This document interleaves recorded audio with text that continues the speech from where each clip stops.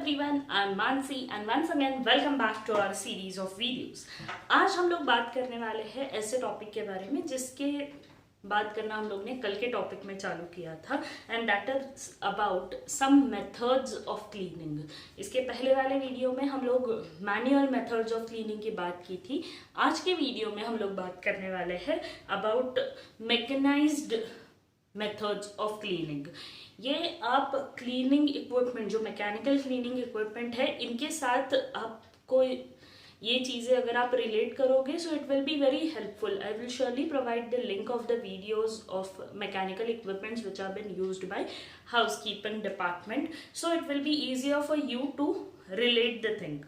First mechanized method which is used for cleaning we are going to talk about and that is about suction cleaning. Suction cleaning ये cleaning principle है जिसका use होता है for the suction.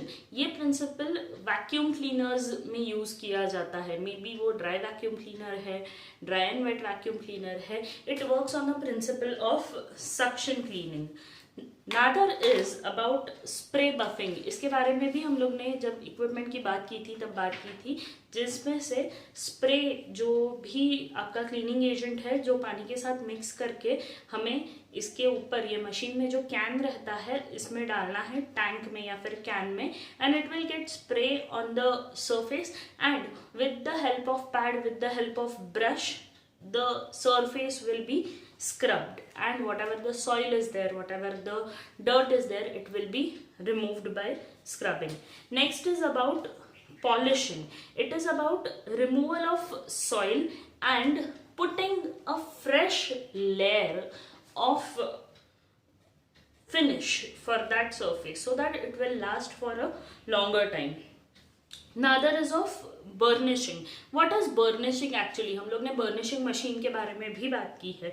It is about restoring the deep glow of the surface. Like जब भी surface कोई भी use होता है उसके ऊपर से ट्रैफिक आता जाता है तब वो सरफेस खराब हो जाता है, उसके ऊपर स्टेन आते हैं, उसके ऊपर स्क्रैचेस आते हैं, उसका जो चमक है, उसका जो पॉलिश है, उसका जो ग्लो है वो धीरे धीरे फीका हो जाता है. So by doing burnishing all these things will get removed and the inner glow, the inner shine of the surface will again get restored.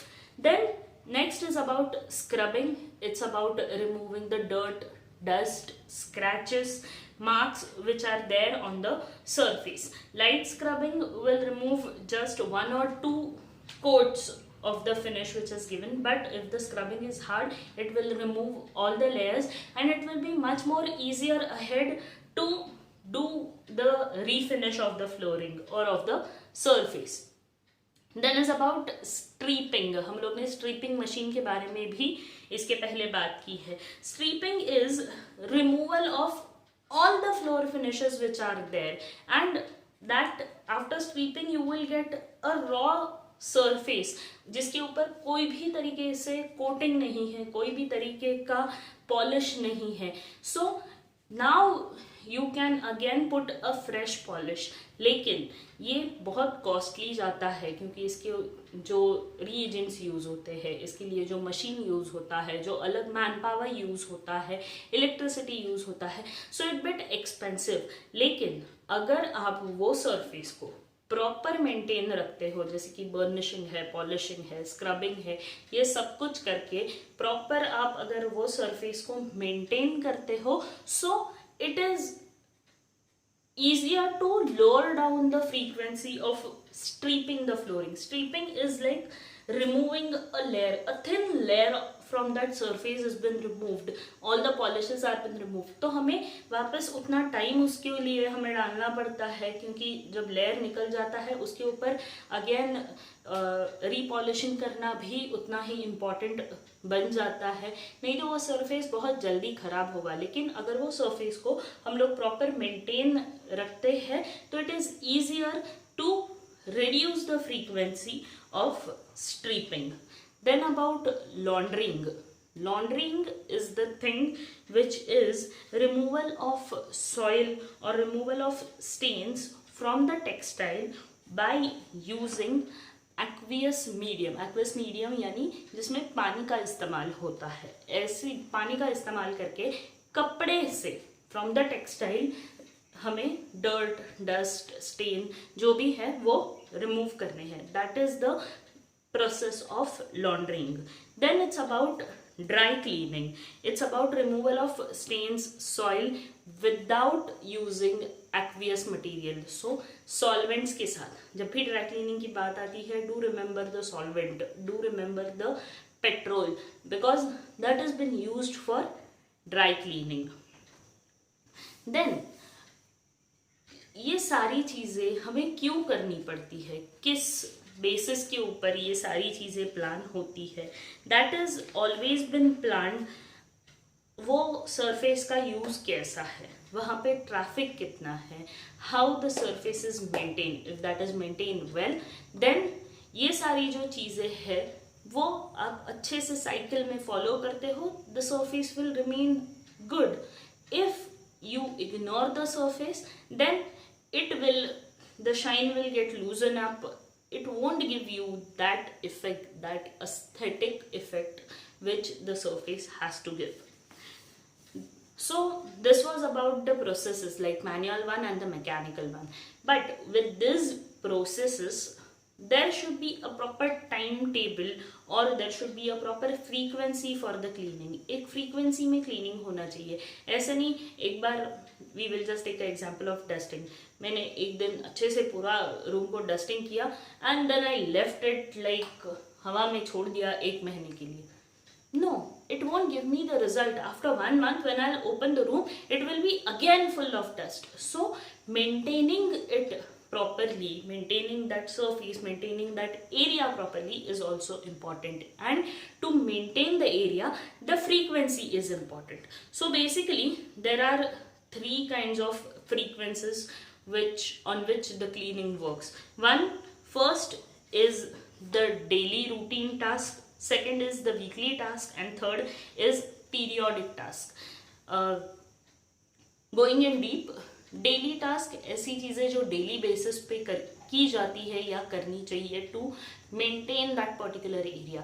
For an example अगर गेस्ट रूम की बात करते हैं तो cleaning guest room on a daily basis, cleaning washroom on a daily basis, doing the vacuuming of the flooring, it has to happen on a daily basis.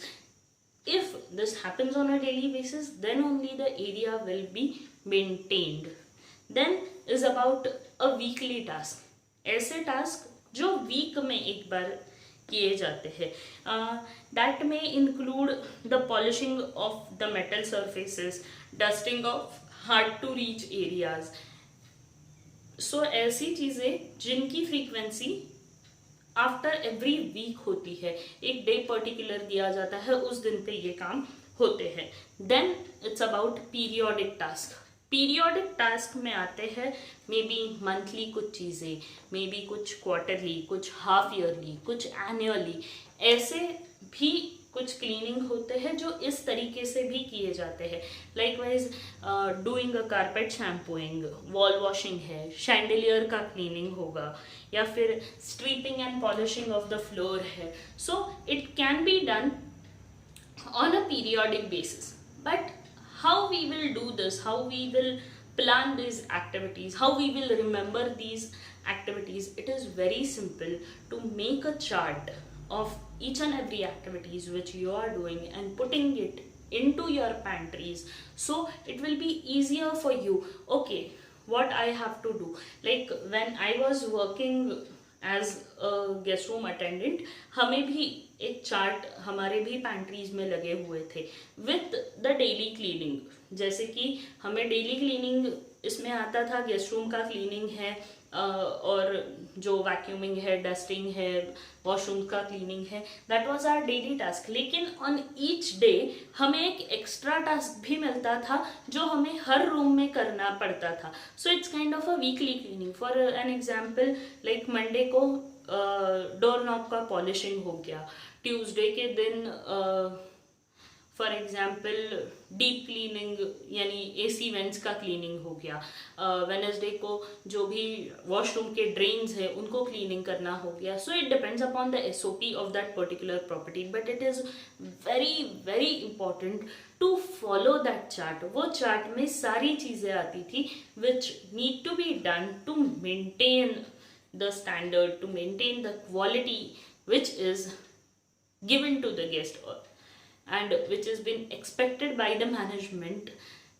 which needs to be delivered. So वो standard maintain करने के लिए, वो standard तक पहुंचने के लिए, वहाँ पे टिके रहने के लिए, it is very important that we need to maintain the frequency of whatever cleaning work we are doing. It is very very very important to keep all these things in mind. So that's it for today. In next video we will be moving to our very interesting topic, and that is about the cleaning processes. In this we will do look for the cleaning and the servicing of occupied room, a vacant room, out of order room, maybe an under repair room. Then we will talk about the turn down service.